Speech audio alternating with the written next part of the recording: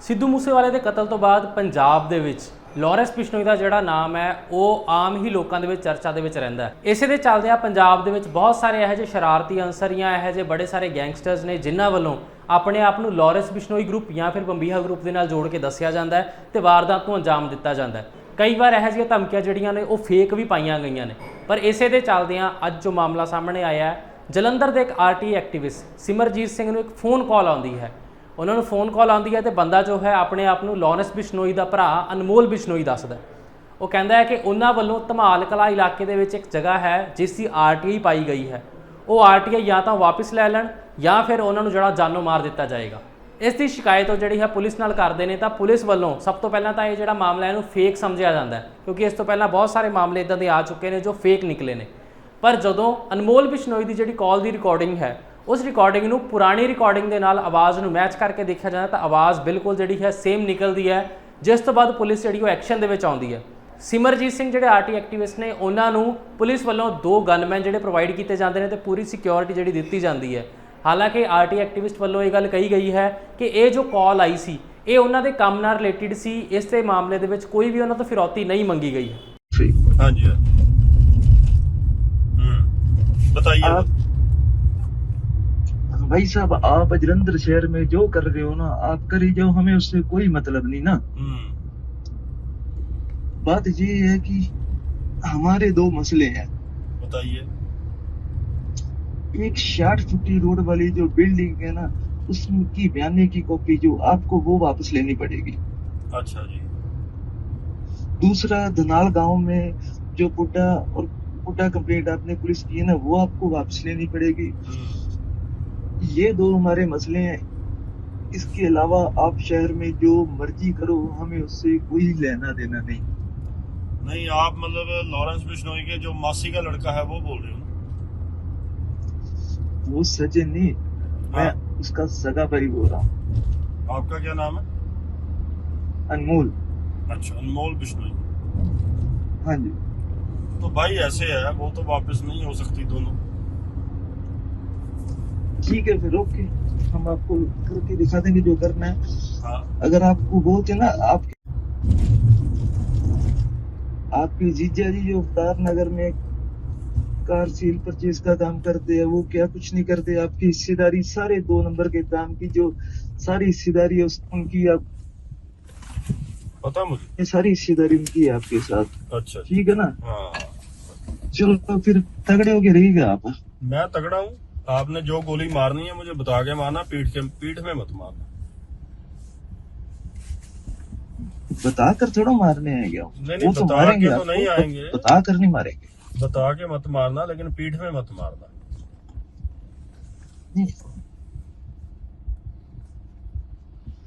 आगे से बाहर करना। की आवाज आएगी, उसकी आगे कुछ नहीं आएगा। किसकी आवाज आएगी? मेरा नाम सिमरनजीत है, आरटीआई एक्टिविस्ट जलंधर तो। मैं परसों की गल है, मैं चंडीगढ़ गया होया सी एक बहुत बड़े मुद्दे के उत्ते मंत्री साहब को मिल के रिप्रैजेंटेशन दी भी यदि इंक्वायरी खिलाओ। उन्होंने जदों मैं मिल के वापस जलंधर आ रहा सीगा ते रस्ते च कुराली के नज़दीक पहुँचा जदों मैनू एक बाहर के नंबर तो कैनेडा के नंबर तो कॉल आती है। जदों मैं कॉल नूं पिक करदा वो कहंदा सिमरनजीत बोल रहे हो। जदों ही मैं हाँ कहना वो कहंदा गंदी शब्दावली और गालां दी वरतों करता है। उस तो बाद मैं उन्होंने कहना भाई साहब थोड़ा आराम से बात करो, अगर आराम से बताओगे तो पता लगेगा, क्योंकि वो हिंदी बोल रहा है। वो कहंदा बाकी तुम जलंधर में जो मर्जी करी जाओ, लेकिन हमारे जब बंदे को छेड़ोगे तो तुमको ठोकेंगे। मैंने कहा ऐसी क्या बात हो गई जो तुम बोल कौन रहे हो? कहता मैं लॉरेंस बिश्नोई का भाई बोल रहा हूँ, अनमोल बिश्नोई। जो कि थोड़ी देर बाद उन्होंने मैं दोबारा वेरीफाई किया। मैं जानबूझ के जो मैनू लगा मजाकिया जा लगा, मैं क्या तुम उसके मासी के बेटे बोल रहे हो? कहता नहीं, वो सचिन बिश्नोई है, मैं उसका सगा भाई अनमोल बिश्नोई बोल रहा हूँ। मैनू थोड़ा जिहा फिर सीरीयसनेस लगी भी इनू वो मासी के बेटे का भी नाम पता है ਔਰ ਕਈ ਵਾਰੀ ਬੰਦਾ ਘਬਰਾ ਜਾਂਦਾ ਕਿ ਮਾਸੀ ਦੇ ਮੁੰਡਾ ਕਿਹੜਾ ਹੈ, ਉਹਦਾ ਕਿਹੜਾ ਨਹੀਂ ਹੈ, ਜੇ ਕੋਈ ਫੇਕ ਹੁੰਦਾ। ਮੈਨੂੰ ਉੱਥੋਂ ਇੱਕ ਅੰਦੇਸ਼ਾ ਜਿਹਾ ਹੋਇਆ ਕਿ ਵੀ ਵਾਕਈ ਉਹਦੇ ਪਰਿਵਾਰ ਦੇ ਜਿਹੜਾ ਵੀ ਬੰਦਾ ਬੋਲ ਰਿਹਾ ਨਜ਼ਦੀਕ ਬੋਲ ਰਿਹਾ, ਜਿਹਨੂੰ ਉਹਦੇ ਮਾਸੀ ਦੇ ਮੁੰਡੇ ਦਾ ਨਾਂ ਵੀ ਪਤਾ, ਮੈਨੂੰ ਹੀ ਨਹੀਂ ਪਤਾ ਹੈਗਾ, ਨੈੱਟ 'ਤੇ ਵੀ ਕਿਸੇ ਨੂੰ ਪਤਾ ਐਡਾ ਕਿ ਉਹ सचिन बिश्नोई ਉਹਦੇ ਮਾਸੀ ਦਾ ਮੁੰਡਾ। मैं क्या तो आप चाहते क्या हो?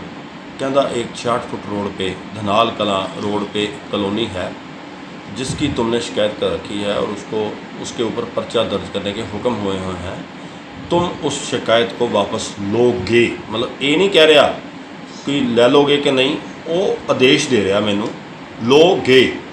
और दूसरा तुम्हारे पास जो 66 फुट रोड की बिल्डिंग का बयाना है उसको तुम वापस करोगे, आदेश दे रहा जगह।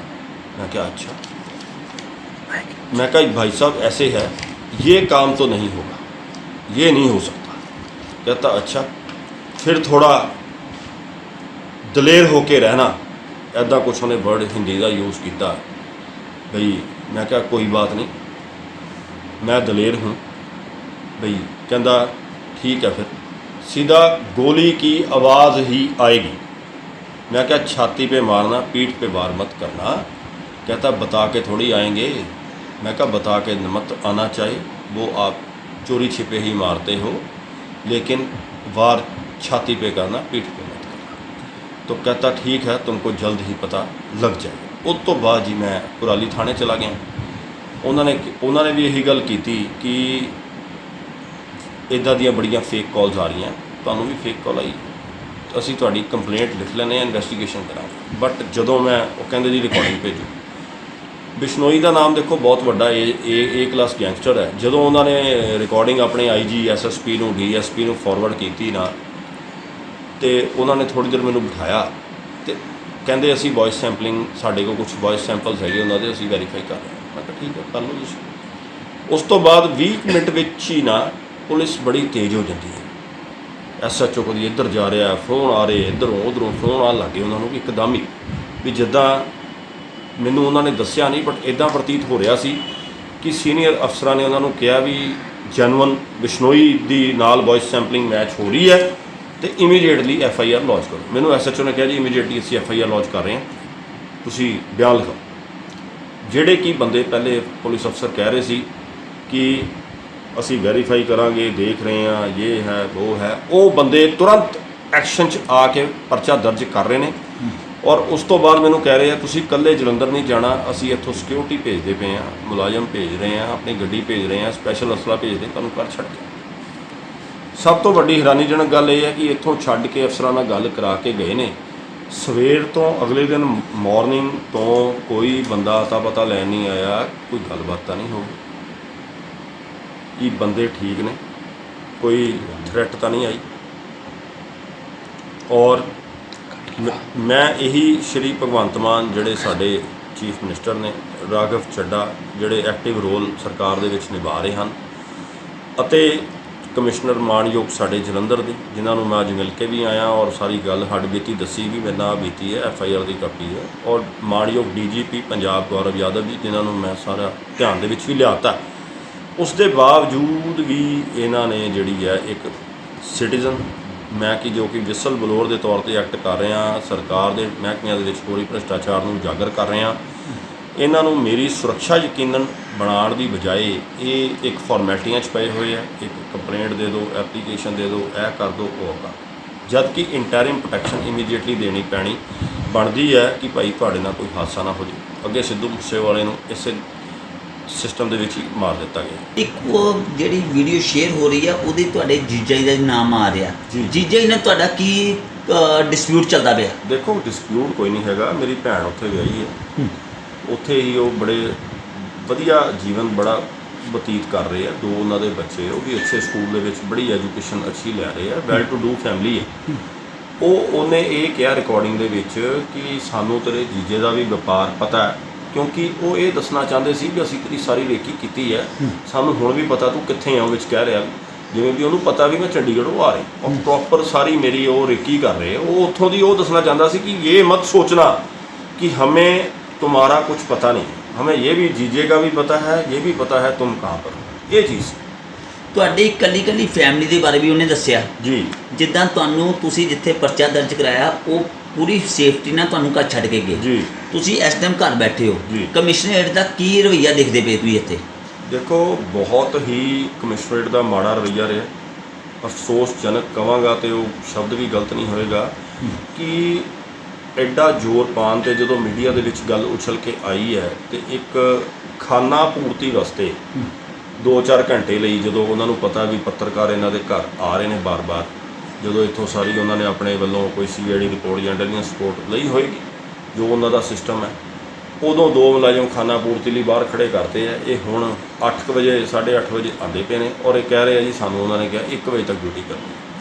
ਮੈਂ ਉਹਨਾਂ ਨੂੰ ਪੁੱਛਣਾ ਚਾਹਾਂਗਾ ਵੀ ਜੇ 1 ਵਜੇ ਤੋਂ ਬਾਅਦ ਕੁਝ ਹੋ ਗਿਆ ਜਾਂ ਕੀ ਕੌਣ ਜ਼ਿੰਮੇਵਾਰ ਹੋਏਗਾ ਔਰ ਕੀ ਇਹਨਾਂ ਕੋਲ ਬਕਾਇਦਾ ਇੰਨਾ ਅਸਲਾ ਹੈਗਾ ਕਿ ਇਹ ਉਹਨਾਂ ਦਾ ਮੁਕਾਬਲਾ ਕਰ ਪਾਉਣ? ਜਿੰਨੀ ਸੁਰੱਖਿਆ ਵਾਸਤੇ ਖੜਾ ਕੀਤਾ, ਧਮਕੀ ਦੇਖੋ ਕਿਹਦੀ ਆਈ ਹੈ, ਤੁਸੀਂ ਬਕਾਇਦਾ ਪ੍ਰੋਪਰ ਅਸਲਾ ਲੈ ਕੇ ਤੇ ਖੜੇ ਹੋ। ਕਿਉਂਕਿ ਜਿਹੜਾ ਸਿੱਧੂ ਮੂਸੇਵਾਲੇ ਦੇ ਕੇਸ ਦੇ ਵਿੱਚ ਹਥਿਆਰ ਵੱਡੇ ਵਰਤੇ ਗਏ ਨੇ, ਕਿ ਲੱਗਦਾ ਕਿ ਪੁਲਿਸ ਕੋਲ ਇੰਨੇ ਹਥਿਆਰ ਹੈਗੇ ਨੇ? ਮੈਂ ਉਹੀ ਦੇਖੋ ਸੁਰੱਖਿਆ ਇੱਕ ਪ੍ਰੋਪਰ ਇਹਨਾਂ ਨੂੰ ਡੈਡੀਕੇਟ ਜਿਹੜੀ ਹੈ ਸਿਕਿਉਰਿਟੀ ਮੁਹੱਈਆ ਕਰਾਉਣੀ ਚਾਹੀਦੀ ਹੈ ਵੀ according to the threat perception ਕਿ ਉਸ ਬੰਦੇ ਨੂੰ ਥ੍ਰੈਟ ਕਿੰਨੀ ਹੈ। ਠੀਕ ਹੈ ਨਾ, ਇਹ ਤਾਂ ਇੱਕ ਸਿਰਫ ਇਹਨਾਂ ਨੇ ਇੱਕ ਕੋਝਾ ਮਜ਼ਾਕ ਕੀਤਾ ਪਰ 2 ਮੁਲਾਜ਼ਮ ਲਾ ਕੇ। ਮੈਂ ਤਾਂ ਇਹਨਾਂ ਨੂੰ ਕਹਿ ਹਟਿਆ ਵੀ ਤੁਸੀਂ ਜਾਓ, ਕਹਿੰਦੇ ਨਹੀਂ ਜੀ ਸਾਨੂੰ ਡਿਊਟੀ ਤੇ ਕਿਹਾ ਗਿਆ ਇੰਨੇ ਵਜੇ ਤੱਕ ਖੜ੍ਹਨ। ਅਸੀਂ ਤੁਹਾਡੇ ਘਰ ਪਹੁੰਚੇ ਹਾਂ, ਤੁਹਾਡੇ ਘਰ ਦੇ ਆਲੇ ਦੁਆਲੇ ਮੋਟਰਸਾਈਕਲ ਘੁੰਮਦੇ ਪਏ ਸੀ, ਕਈ ਆਲੇ ਦੁਆਲੇ ਮੋਟਰਸਾਈਕਲ ਖੜੇ ਵੀ ਪਏ ਸੀ। ਕਿਆ ਜਿਹੜੇ ਬਾਹਰ ਮੁਲਾਜ਼ਮ ਖੜੇ ਸੀ ਉਹਨਾਂ ਨੇ ਪੁੱਛਿਆ ਤੁਸੀਂ ਕਿਉਂ ਖੜੇ ਹੋ, ਕਿਸ ਕੰਮ ਲਈ ਖੜੇ ਹੋ?